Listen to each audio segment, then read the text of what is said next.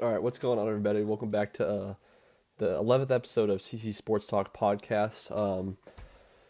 Got a couple things to talk about today. We're going to talk about the Patriots Broncos game, Rams Seahawks game, and a couple NFL coaching things with the Steelers hiring Mike McCarthy, Ravens hiring Jesse Minter. The Bills interviewed Philip Rivers, which is pretty crazy, and had everybody online kind of freaking out. And the Browns are making their coaching candidates do some weird things. So of course it's the Browns. But yeah, we'll start off with the Patriots versus Broncos tomorrow at 3 Eastern time. Patriots are favored by 4.5. I mean, it's pretty high even with a backup quarterback. I think going to Denver too. I mean, Denver's been like a house of horrors for the Patriots. I'm pretty sure Brady was 0-4 there in the playoffs. Um, so yeah, Brady couldn't even win there, and he's the greatest quarterback of all time. Um, that I will say that the Broncos, not having their quarterback, Sean Payton's a great coach. I mean, he'll have stuff ready for Jarrett Stidham. I mean, I always liked Stidham when he was on the Patriots, but it just never worked out here because him and Bill seemed like they didn't get along. Um, but yeah, I mean, I got the Patriots in the game just because Jarrett Stidham's quarterback. I don't think it's going to be easy. I do think they will win by a field goal maybe. But I don't think the Broncos defense is as good as everybody thinks they are. Their numbers aren't. The numbers say a lot, but they also had easy schedule like the Patriots, and their defense also looked really good like the Patriots defense did. Um, the thing though, the Broncos defense hasn't looked good, and the Patriots defense has. Um, but yeah, I mean, I don't know how I feel because the Broncos definitely have the edges in the trenches, and usually the team that has the edge in the trenches win the game. You saw the Super Bowl last year with Mahomes, getting killed by the Philly defensive line. Um, the Broncos defensive line definitely has a matchup against the Patriots offensive line. The offensive line of the Broncos definitely has a matchup against the Patriots defensive line. Yeah, Milton Williams and Christian Barmore are really good, and Chase On's all right, but we don't really have that big edge rusher or anything like that the Broncos do with Nick Benino and Jonathan Cooper. And the Broncos probably have one of the better secondaries in the league with Pat Surtain. McMillan's good. Um, and the safety, Hufunga's pretty good. But yeah, I could say the same thing about the Patriots, though. I mean, in the paper, these guys match up very well. They're number one receiver. We have a number one receiver, in Diggs and Sutton. Sorry, Cortland Sutton. He's a really good player. But yeah, they're not going to have J.K. Dobbins back. We kept seeing that J.K. Dobbins was practicing this week. His activation window was coming up with him coming off IR, and he just never came off. He was out, but they did take off their starting center, who's a really really good player, and that just helps their offensive line even more. Um, and then Patriots have Mac Hollins coming back. I think that's a great addition. I mean, I'm a huge Mac Hollins guy. He's been very valuable for Drake May. He's been on key third downs throughout the season. He was always there on third down when we needed him, stuff like that. And he's just a big time. We don't have that big receiver without him in the lineup. He's pretty much a tight end, our third, fourth tight end. Um, he's pretty much a tight end out there. But yeah, I mean, it's gonna be a tough game. I mean, we'll see how it's supposed to be cold weather. Drake May's been turnover on the ball, or at least have turnover risk plays. He has a ton of those plays. I mean, and I guess like last week, according to numbers, and there's someone I follow in Boston sports media, Greg Bedard. He said that this is actually one of the lower pressure rates of the year, and Drake May just couldn't hold on to the ball, which my eyes aren't telling me that, but I'll go by the numbers, I guess. With that, I'm not a big numbers guy, so I think Will Campbell got absolutely obliterated by Will Anderson, and Morgan Moses did pretty well. Oweno did pretty good too, but Jared Wilson didn't really have a good game either. Bradbury, our center, has been pretty good, even though he wasn't very good in Minnesota. He's been good for us, so we're happy about that. But Drake May, we can't turn over the ball. I think this game, especially going on the road, if you go down 7-0, turn over the ball, it kind of seems like the game will be over. I mean, I know it'll be early, and all my buddies will be freaking out saying, just be patient, be patient. Denver's a different animal. That place is crazy. The home field advantage there is real. Um, yeah, I mean, I think Stidham might be all right too. I mean, if he gets all the ball out of his hands fast, he'll be okay. But if he has to sit in the pocket and make decisions, That's where I think he'll get diced up a little bit by the Patriots defense. Carlton Davis will play for the Patriots. It looks like he cleared concussion protocol, which is good. I think we need to be fully healthy. But yeah, I mean, I think it's going to come down to the trenches. If the Patriots can get pressure, and I don't think they will, they'll be able to win easily. But they're going to have to score. I mean, the Patriots have scored 21 points. I know it's not a lot, but it's against the best defense in the league. They scored 16 points against the Chargers defense, but that was like a weird night, weird game. But Drake May's got to have his day. He's got to have a game. I think it's got to be his breakout moment, and they can't lose this game. Lose this game against a backup quarterback. I mean, they can't lose this game. I know no one expected the Patriots to be here, but if they end the season like this, that's a disappointing way. I don't really care if they went to the AFC Championship game. They're playing a backup quarterback. The expectations throughout the season change for teams when they're good, like the Broncos and the Patriots. If the Broncos had their quarterback playing right now in Bo Nix, and the Patriots lose this game, you could say they went to Denver, they played a really good team, stuff like that. But they can't lose this game. They can't. Yeah, on the Broncos side, I think that they just have a lot of weapons on offense. Pat Bryant will also play for them too. He had a concussion as well, but it seems like he cleared concussion protocol. The thing about their running backs, Harvey, he fumbles the ball a lot, so maybe the Patriots can get a turnover there. And our run defense has been one of the best, if not the best, in the league. So hopefully we can just slow down the run. The Denver's going to want to slow down the game and run the ball a lot. So I think that they're going to have to just slow them down in the trenches. I mean, I know it's going to be hard with that Broncos offensive line. It just keeps getting better with their center coming back. But they're going to have to figure out a way. Milton Williams, he's just such a force and such a beast. And Christian Barmore, when Milton Williams is playing, it just opens it up for him. So those guys got to really have a day, really help us out. But yeah, I mean, I think I got the Patriots, but I don't think they'll win by that 4.5. I think it'll be like a field goal game, like 2-point, 3-point game. I wouldn't be surprised if they lose. To be honest with you, if they don't score in the 20s, they won't win. I said the same thing with the Texans game. If the Patriots score in the 20s, they'll be all right. If they don't, I think they're screwed. But yeah, I mean, I think it's Drake May's game. Like he's been struggling in the playoffs. I mean, yes, he's made some great big time throws. The one to Hunter Henry, some of the throws in Texans game, like the one to Diggs and the one to Douglas and the one to Booty. And Booty had a couple of key third downs that he got to as well in that game. But yeah, I think Ramondre Stevenson's got to have a good game for us too. I mean, we got to be able to run the ball. Ramondre Stevenson's been really good. Henderson has been terrible. I mean, according to the film, he's leaving plays in the field as well, which is never a good sign. I mean, sometimes he just wants to get full contact when he can just cut and get more yards and get into space a little bit more. But yeah, I mean, like I said, I think Patriots score 20, they win. They don't, it's over. They won't win. But yeah, so that's the first AFC Championship game. And for the NFC Championship game, it's the Rams versus Seahawks. Rams are favored by 2.5. Me personally, I want the Seahawks to win because I think they're a better matchup for the Patriots if they make it to the Super Bowl. Because I think that Rams offense is just so good, so lethal. Their defense it seems like it had a great game against the Bears and it's kind of settled in. But I don't know how much that was. Just Caleb Williams turning over the ball like crazy. But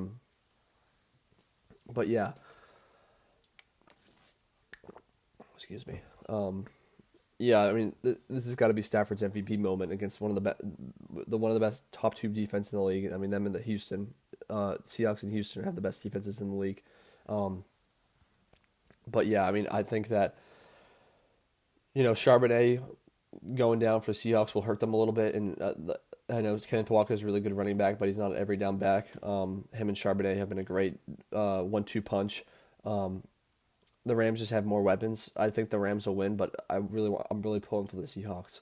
I think it's just kind of the Rams' year, really. It feels like it. Ever since these playoffs have started, they haven't looked that good. And then, the Bears game, they just them going there, a dome team. Matt Stafford going to that game last week was 1-9 in cold weather games, and they won.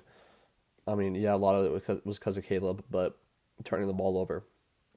But they still won. Warm weather dome teams just don't win that game at all, and they found a way. And the crazy thing is they didn't have a flag on them. They didn't have a drop. Didn't have any penalties, any mistakes, anything like that. They played a flawless game, and they won in that weather, and that's very impressive.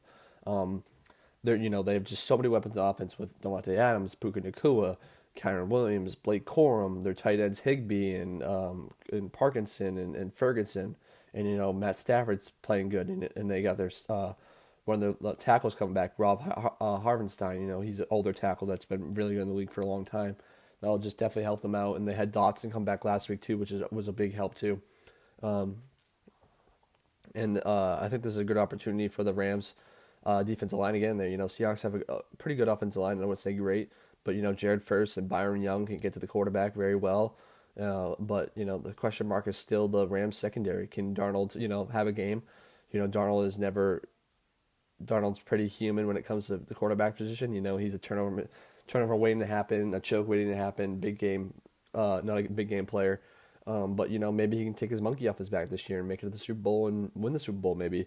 I think if the Seahawks win this game, they're favored to win. I think right now people think they're favored to win, but I think that the Rams, with having McVay and Stafford playing so good right now, McVay's probably the best coach in the league right now, which I hate to say because he bothers me. But yeah, I think the Rams take it home. I think it'll be a pretty high scoring game, even with the Rams, even with the Seattle's really good defense, and Seattle definitely has a home field advantage. I mean, hopefully it's raining because it seems like when Stafford's playing in the rain, he struggles a little bit to like grip the ball and stuff like that. But we'll see how the Rams defense plays. Every time they played this year, Darnold has had turnovers. He hasn't had good games, even though they did come back that crazy game on Thursday night in maybe week 15, somewhere around there, where they went for 2 points in overtime to win. But yeah, I'm expecting kind of a crazy game, high-scoring game. I mean, I don't love those. I love a defensive game, but it is what it is. But yeah, I think if the Seahawks defense can slow down the Rams and keep giving Darnold chances and shots to score, maybe with short fields, Rams special teams is terrible. Their kicker's not very good, so maybe they can capitalize on that with having the best return on the league in Rashid Shaheed and really good special teams. So they're very vulnerable there. So maybe the Seahawks can get some points there. And let's not forget the second time they played, the Seahawks came back, starting with Rashid Shaheed punt return that kind of switched momentum in that game. But yeah, I got the Rams, but it'll be a close game. That 2.5 spread, I wouldn't touch it, but it's a good number for the game, especially with Seattle having home field, and they got to be favored there. But yeah, I think it's all up to Darnold. I think their defense will keep them in there. When it matters, I think the Rams will score some points, but maybe the Seahawks slow them down for a little bit, and it'll be all up to Darnold and how their running game plays. But yeah, that'll be an interesting game. And yeah, so I got the Rams and the Patriots if they score 20. I know that's a little wiggly, but that's just what I think is going to happen. And I got some storylines for this that I saw in the media today. Steelers hired Mike McCarthy. I don't love the hire. I saw that a lot of people online were saying, this increases the chances of Rodgers coming back and stuff like that. But let's not forget Rodgers got McCarthy fired in the middle of the season when he got fired from the Packers, and him and Rodgers didn't have a good relationship. They weren't close at all. But yeah, I mean, McCarthy hasn't been a very good coach. In big games, he's kind of a choker in big games. Yes, he's won a Super Bowl, but him and Rodgers let's talk about McCarthy specifically. But McCarthy just hasn't been good in those big games. He just hasn't come through those teams. Yeah, their offenses have been good, and yeah, he's been a coach when the roster has been good. But the Steelers roster is not good at all. Their defense is terrible and very expensive and aging a lot. Their offensive line's terrible. DK Metcalf is a head case. They have no receivers. Their tight ends are not that. I mean, Freiermuth's good, but he never gets the ball. Jonnu Smith's not very good. Their running backs are okay with Warren and Gainwell, but maybe they're looking for another one. I was always on the side where they're fine at running back, but if you're gonna have a rookie quarterback in there or something like that, you should have a good run game. So maybe get better offensive line and stuff like that. But It'll be interesting to see what happens at quarterback for them. Maybe they go after like Malik Wilkes or something like that, or Willis. Sorry, talking about two different people. Malik Willis. But yeah, I don't love the hire. The Steelers organization just seems a little set back. Rumor has it their front office hasn't been good the last couple of years, and they haven't been good at dishing out contracts and trades. And Mike McCarthy might have talked sweet to them so he can get the job and talked what they wanted to say. And Mike McCarthy is a Pittsburgh guy, so that does help them. And the Rooney's there. They want a guy who's going to be a hometown hero and stuff like that. But yeah, I don't like the hire, but we'll see what happens. There's some coaches that have been hired over the years that I haven't liked that have been good coaches, and some that I've liked that have not been good coaches. So, props to him. We keep getting jobs. I mean, think about being a job for the Steelers, the Cowboys, and the Packers. Big organizations, big franchises, some of the biggest franchises in NFL history. So, yeah, I mean, good for him, but we'll see what happens. I don't think it's going to be very good, but it is what it is. It's not my team, so yeah. The Ravens hired Jesse Minter, and this is exactly who I think the Ravens should have hired. I mean, I think it should have been him or Flores. I think they should have got a defensive coach because that fits their culture very well. Their offense didn't seem like it was the problem that much this year, even though the offense did have games where they struggled to score. But Lamar wasn't healthy at all this year, and when he did play, he was not 100%. And they still have the really good front office and stuff like that, so they will figure it out. And their owner is a great owner, willing to spend money and stuff like that. So they'll be able to figure out the offensive line problems and their defensive problems. And Minter has just been such a good defense coordinator at Michigan and at the Chargers. And the Chargers don't really have that many good players on defense. And look what they did this year. They were one of the top 5 defenses in the league. They were such a good defense, such a good team, such a hard out. And yeah, I think this is a perfect candidate for them. We'll see what happens with Lamar's situation. Maybe we'll find out, this year, depending on how it goes, and maybe next year if these rumors are true, or if he just got tired of Harbaugh, where skipping meetings and all this bad stuff behind the scenes. But yeah, I mean, I think the Ravens have to win immediately for this to be a good hire. I'm not saying a Super Bowl, but get to the playoffs, maybe win the division. But yeah, I think he'll be a great hire for them. I think the problem was the defense.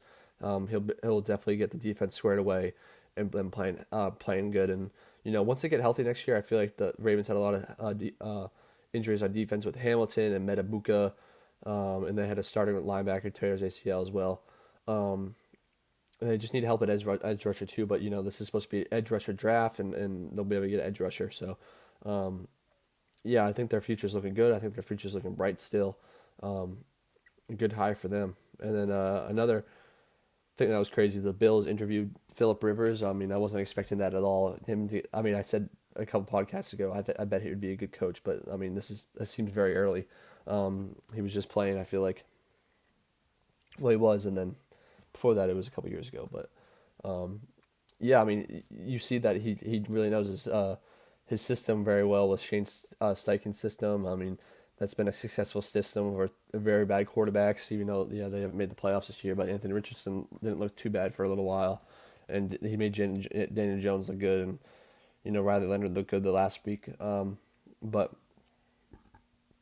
yeah, I saw people online freaking out, like Bills fans, and then Bills fans had 65,000 people sign a petition to bring back Sean McDermott, which obviously never happened. But it's just funny to see.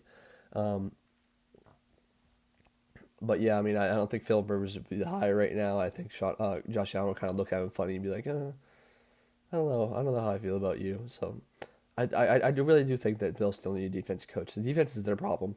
I'm not a big defense coach guy, but sometimes they work with Vrabel and Mike McDonald, and I think Jesse Minter will work too.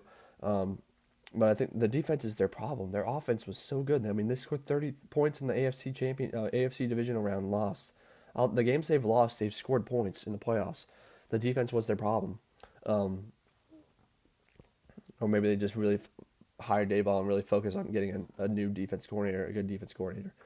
But, yeah. And we also saw the report coming out that the Browns were making their candidates take personality tests and multi-part essays. And it's like, and I was reading this report, and it's like, the Browns are all about numbers and all about, analytics and stuff like that, and they're going to just look at the data sheet and see what coaches fit them and stuff like that. And it's like, guys, the numbers don't tell you everything. I mean, look at the numbers for baseball, basketball, and football. They lie to you a lot. They don't. The numbers don't take in like clutch and late, for example, during performances of players and pressure moments and how their confidence is and stuff like that. Um, a lot of people agree with the personality test part, but why? Like, I don't know. It just the Browns are such a joke. They're such a joke. I mean, they're keeping their GM too, Andrew Berry. I mean, he should be fired as well. I mean, he was the one who had to do with the Deshaun Watson trade and all these terrible draft picks the last couple of years. I mean, their defense is so good, and their offense just lets them down. If I was Myles Garrett or Denzel Ward or anything like that, I'd be pissed.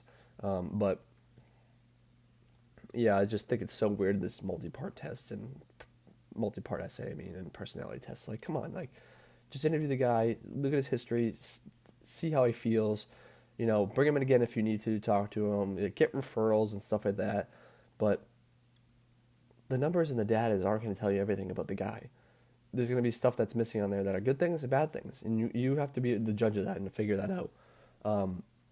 And think if he's a leader of men. Do you think he's a leader of men? Do you think he's a good fit for a football team? Is he a leader?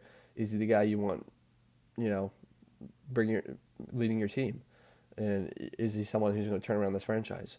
Because it is the coach at the end of the day that turns around the franchise. But I guess we'll see what happens. See the hire. But yeah, and then a little college basketball minute. You saw Nebraska today went 20-0. I mean, we're just so good. We're just so. I'm worried that we're gonna go to March Madness and lose first round right away, just because that would be such a Nebraska thing to do. But Nebraska just playing so good right now. Playing so good. It was a great win. They're 20-0 now. And then you saw today that Texas Tech beat Houston. I watched that game. That was a great game. JT Toppin is just so good. Christian Anderson's so good. They got some shooting from Donovan Atwell. And Lawan Watts is I don't know why I have such a hard time saying his name. Lawan Watts is a great player. He's been trying to fill in that Darian Williams role, but Darian Williams is not really replaceable, but he's trying his best. But yeah, and you saw Isaiah Mobley come back for his first game for them. He was a transfer from Villanova. He was a good player, and Petty was really good too. He's like a short little point guard that when he shoots, he's higher than everybody somehow. It's crazy. He jumps like he's about to dunk. He shoots like he's about to dunk every time, and he's just such a good shooter. And the Houston, like Kingston Fleming, that guy had 33 points and against a Texas Tech team in Texas Tech. That's a great performance, even though they lost. And then you saw, Keaton Wagler scored 46 points against Purdue in Purdue, and they beat Purdue. Like, that's awesome. I love seeing Purdue lose. And and UConn barely won against Villanova in overtime. That was a great game, even though I don't like both teams, but that was a great game. And yeah, I mean, it's a great game to college basketball. And Florida lost too, and they're ranked number 5, I think, or 15. And that was a great day of college basketball. I'm happy that college basketball is back on the full Saturday, even though I love Saturday football. Don't get me wrong, I do love Saturday football, but I feel like Saturdays at this time of year is just meant for college basketball. I know that's kind of a freezing cold take, and a lot of people would disagree with me, but I just love college basketball, and I'm happy it's their time now. The playoffs they're in the playoffs, NFL's in the playoffs and stuff like that. But yeah, I mean, that's a little college basketball minute. But thanks for watching. I appreciate it. Everybody have a good rest of the weekend and enjoy the games tomorrow, and I'll see you after. Talk to you later. Bye-bye.